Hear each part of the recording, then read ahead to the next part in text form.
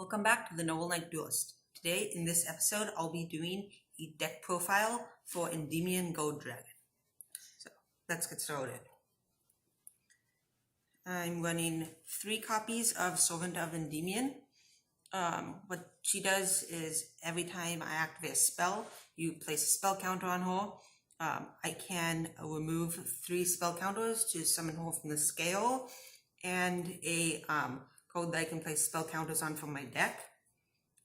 Also, during my opponent's turn as a quick effect, I can discard a code, place a spell counter on all codes that can hold them, that I control, and if she is destroyed, she goes back to the scale and keeps the same number of spell counters. And I'm playing 2 copies of Magister of Endymion. Well, Servant summons from deck. Magister, once he has 3 counters, summons from the extra deck. When this attacks, I place a spell counter on him. Once per opponent's turn, as a quick effect, I can remove 3 spell counters from anywhere on my field to summon a code that can hold spell counters from deck. And when he's destroyed, he goes back or bounces or floats back to the scale. 1 copy of Reflection of Endymion. Reflection, I can remove 3 counters when she's in the scale to summon from hand. If this is special summoned, I can target a code my opponent controls and a code I control with a spell counter, and I return both to the hand. So that's a great bounce effect.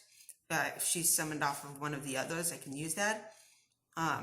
And then when this code with the spell counter is destroyed by battle, I can add any Endymion code from deck to hand. 2 copies of Endymion, the Mighty Master of Magic. What he can do is remove 6 spell counters from anywhere on my field.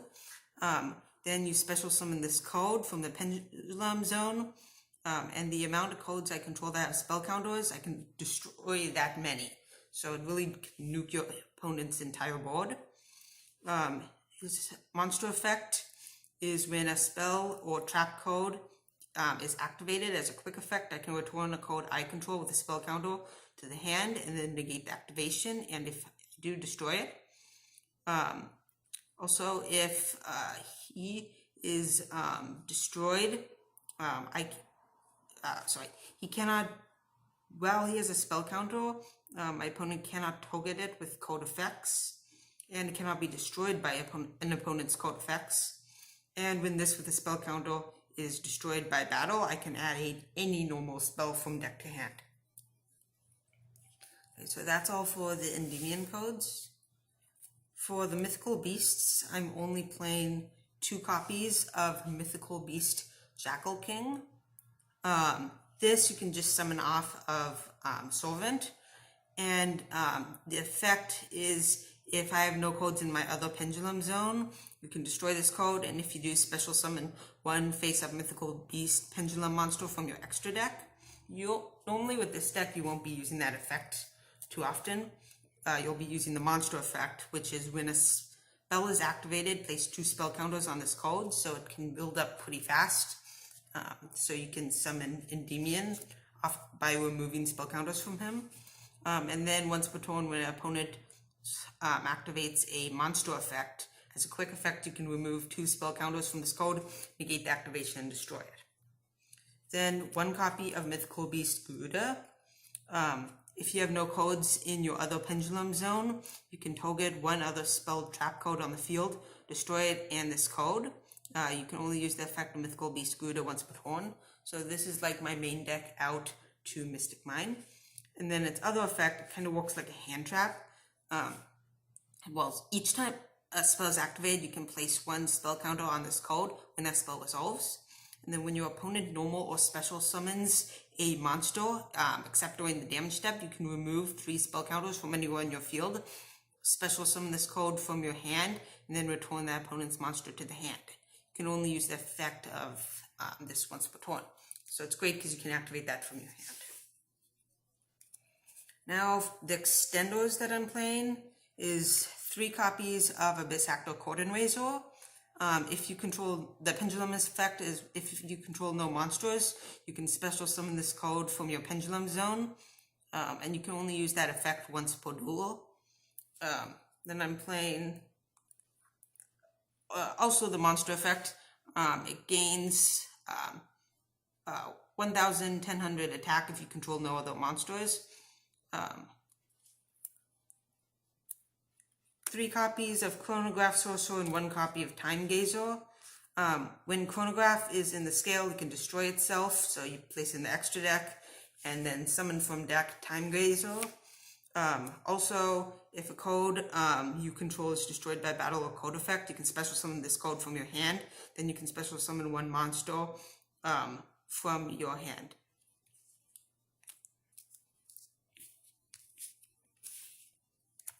So I'm only playing 2 copies of Dolkworm and 2 copies of Gate Zero. Dolkworm, I only seem to ever need 2 copies. It's better just to send off Shrine or Foolish Burial. And I'm playing 2 Gate Zeros because if you have it in your hand, it acts as a good scale. You can special summon it and use it to make Absolute. And whenever you have Dolkworm, and you don't get the +1 off of Gate Zero, it just really hurts. So when you almost special summon Dolkworm, you add Gate Zero to hand.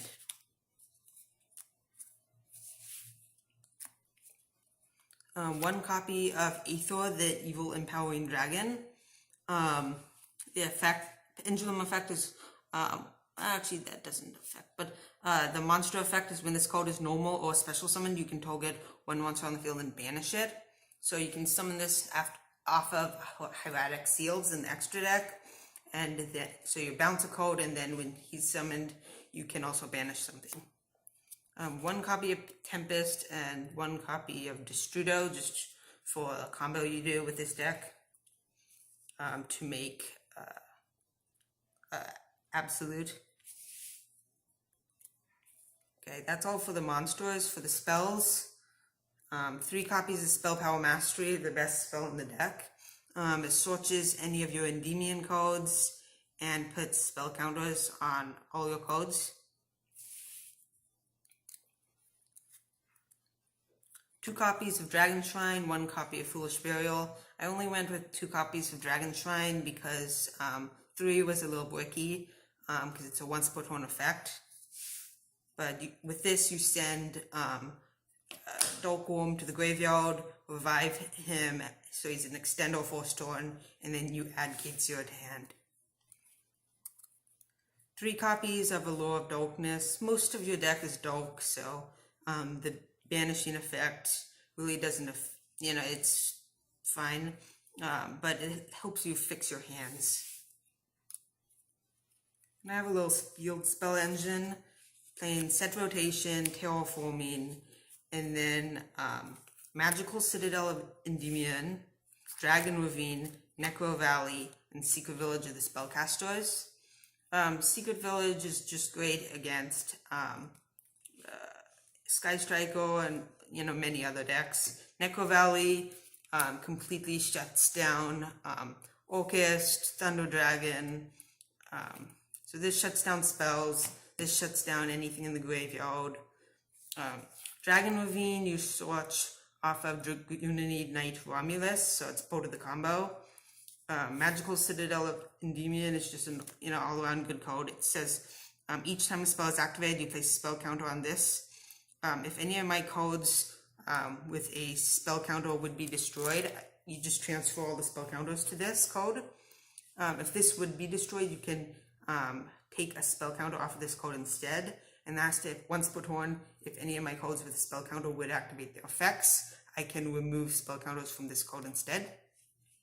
And Set Rotation will just set 1 field spell to both fields, so it's like Terraforming, but just a little better, and then 1 copy of Terraforming to search any of these codes. And last, 1 copy of Upstart Goblin. So then for my extra deck, I'm playing 1 copy of Heavy Metal Foes Electromite, the best extra deck monster. It needs 2 pendulum monsters to summon, and when this is link summoned, I can add a pendulum monster from my deck to my extra deck face up, so it gives me access to anything. Then also once per turn, I can target 1 face-up card I control, destroy it, and add a pendulum monster from my extra deck to my hand. And if a card leaves my pendulum zone, I get draw a card. So it gives you +1s, it facilitates whatever you need in your extra deck, and it can fix your scales. For the Guardragon codes, I played 1 copy of LP.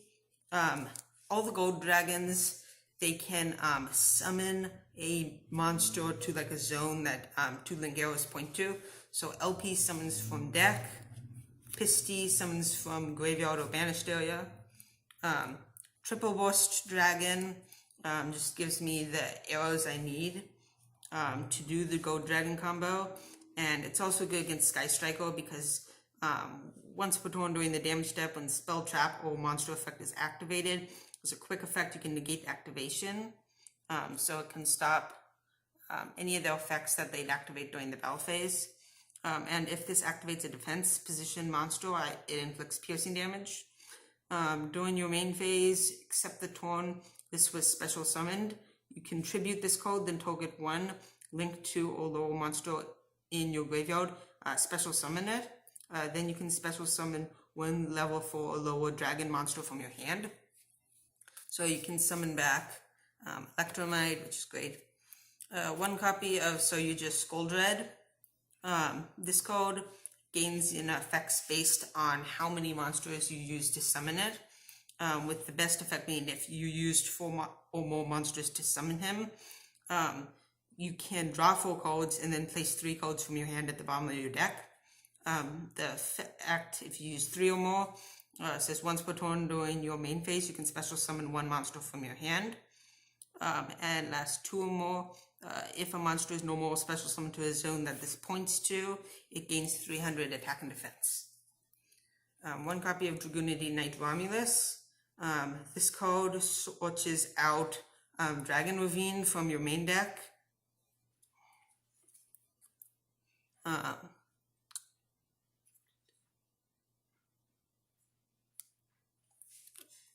1 copy of Hoatic Seal of the Heavenly Spheres. Needs 2 dragons. And once per opponent's turn, as a quick effect, you can tribute a monster on your hand or field. You'll normally be tributing this. And then you bounce 1 of their cards and then special summon a dragon from your deck, but make its attack and defense 0. 1 copy of Borrowed Dragon. It's just an all-around good code. 1 copy of Arai's Absolute Dragon. You're always going to be able to get out 2 level 7s.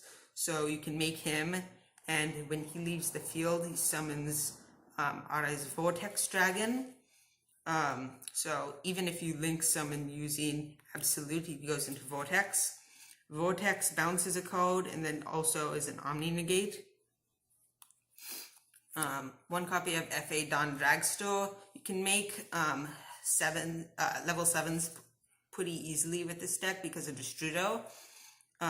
This code gains attack equal to its level times 300. If this attacks a defense position monster, it inflicts piercing damage.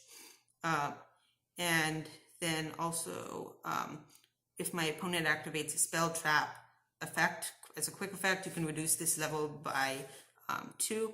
And if you do, negate the activation and destroy that code. Then Echo Knight Magician. When this is single summoned, you place 2 spell counters on it. This gains 1,000 attack for each spell counter on it. And you can remove 1 spell counter from anywhere on your field, then target a card your opponent controls and destroy it. That's not a once per turn effect. So you can just, and you're going to have tons of spell counters out, so you can just keep destroying cards on your opponent's field until they have nothing. 1 copy of Arai's Meteor Burst Dragon. When this is a special summon, you can target 1 card in your pendulum zone, special summon it.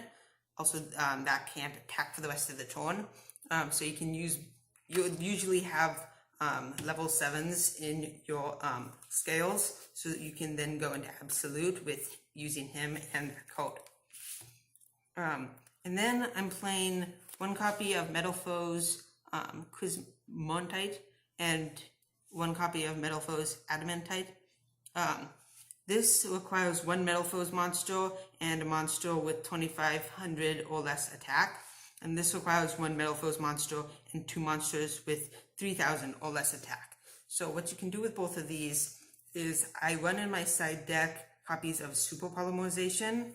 So I can use Heavy Metal Foes Electromite plus codes in my opponent's extra deck to make both, plus codes on my opponent's field to make both of these codes.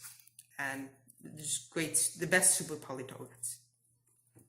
For my side deck, I'm running 3 copies of Dino Wrestler Pinkertops, just help break boards. 3 copies of Dango Sekka. So this deck really doesn't use its normal summon that often. And what you can do is any back row deck, just place out Dango Sekka and they can't play any of their codes. So Paleozoic Frogs, Subterrors, just any form of deck like that. 3 copies of Cosmic Cyclone. Now the 3 copies of Super Polymerization, and also another copy of Secret Village Spellcasters, another copy of Necro Valley, citing them in based on what deck I'm playing against, and 1 copy of Amorphage Sloth. I can summon this off of Heraldic Seals and stop my opponent from summoning from their extra deck. Okay, so that's all for this deck. Thank you for watching. Please like, comment, and subscribe. It really helps support my channel. And hit that notification bell so you don't miss a single upload. Bye.